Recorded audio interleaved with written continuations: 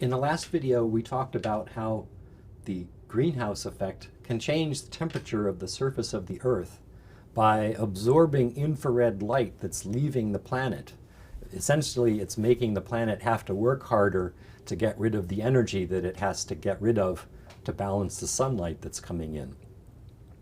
So the action all has to do with greenhouse gases, particular gases in the atmosphere. Most of the gases in the atmosphere don't do this trick at all. It's only specific gases that absorb and re-emit infrared light. So it turns out there are lots of different ways that light interacts with matter. So all the colors that we see when we look around, for example, are due to electrons that are going up and down to excited energy levels. But the interaction between infrared light and greenhouse gases all has to do with vibration of the chemical bonds in the gases. And so there are two things that have to happen for a gas to absorb infrared light. One is that the frequency of the vibrations in the molecule have to more or less match the frequency of the light that's passing by. It has to match, like if you sing a song, a note into a piano with your foot off the damper, the string that is that same note will start to resonate, and you stop singing and you'll hear the piano singing back to you. It's like that. It only excites the string that has the right frequency. The other thing is that the vibrations of the chemical bond, the two atoms on either side of this bond, has to create wiggles in the electric field that then can absorb the light, which is an electromagnetic field vibration. So in order to create this, you have to create an asymmetry in the electric field. The main gas in the atmosphere is nitrogen, N2, two nitrogen atoms. Those atoms are the same, and so the electric charge is the same, and you pull them apart, put them together, you never break the symmetry. It's always the same charge on both sides. And so nitrogen and oxygen, the two main gases in the atmosphere, don't interact with infrared light at all. They are what we call infrared inactive. They are not greenhouse gases. Carbon dioxide is the greenhouse gas that you always hear about. Carbon dioxide has a linear structure. There's a carbon in the middle and then oxygens on either side. So that thing is symmetric. There's no difference between one side and the other. So you might think that carbon dioxide was also infrared inactive. But it turns out there are ways you can vibrate that three-atom molecule that break the symmetry. So there are three modes of vibration of a CO2 molecule. One of them is a symmetric mode where the oxygen atoms are going out and coming in a symmetric way. So the symmetry is never broken in this mode. So this mode doesn't absorb or emit infrared light. But the important one is a bend.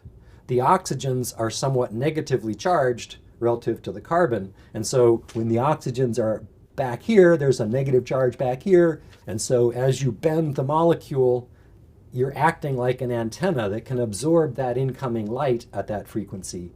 And then you're also sending off light at that frequency as well.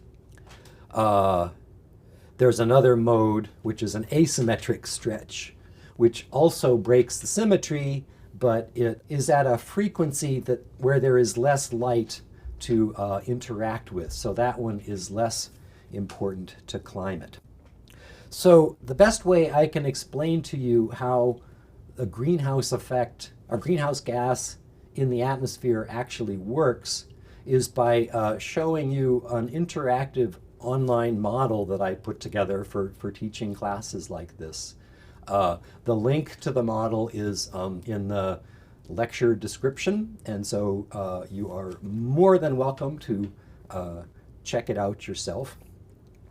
The model describes the way that the spectrum of infrared light depends on the greenhouse gases and the structure of the atmosphere.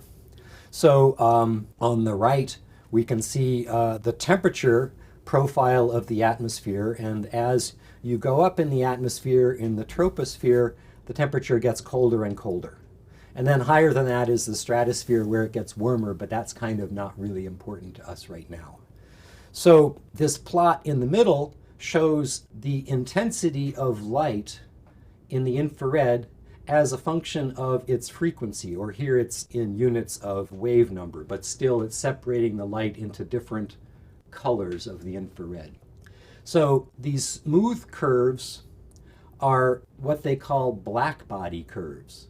They are the spectrum that would be emitted by some object that can emit light in all different frequencies. So the Earth is a pretty good black body. Most solids and liquids can emit infrared light at all these different frequencies, and so they make a kind of a smooth curve like this. This jagged curve is the model result, and what it's showing is what the infrared spectrum would look like, the intensity of light if we were at an altitude of 70 kilometers looking down toward the ground. But to make it simpler, I'm going to reset the altitude to 0 kilometers so we can see what the spectrum of light is as it's leaving the ground before the atmosphere has had anything to do with it. So the blue curve that was all jagged there now is just as smooth as those background reference curves. That's showing us that the ground is a pretty good black body. It's got infrared light at all those frequencies that's shining out to space. But when we go up at the top of the atmosphere, the blue curve is getting all craggy again. And that's because greenhouse gases are absorbing specific frequencies of light.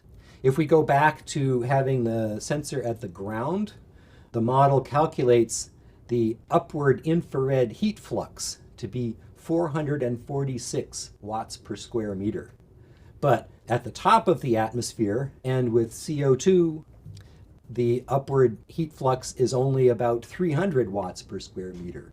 So the atmosphere with the water vapor and ozone and methane and everything else, but especially the CO2, is decreasing the rate at which the planet can shed energy. So one interesting implication of this physics is that a little bit of greenhouse gas goes a long way.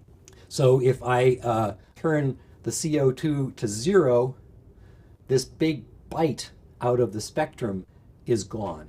And so that is the energy that the carbon dioxide was emitting. But if we put just 1 part per million CO2 there, you get a pretty noticeable change in this spectrum. And then you go up by a factor of 10 to 10 parts per million, the spectrum has changed quite a bit. You keep going up.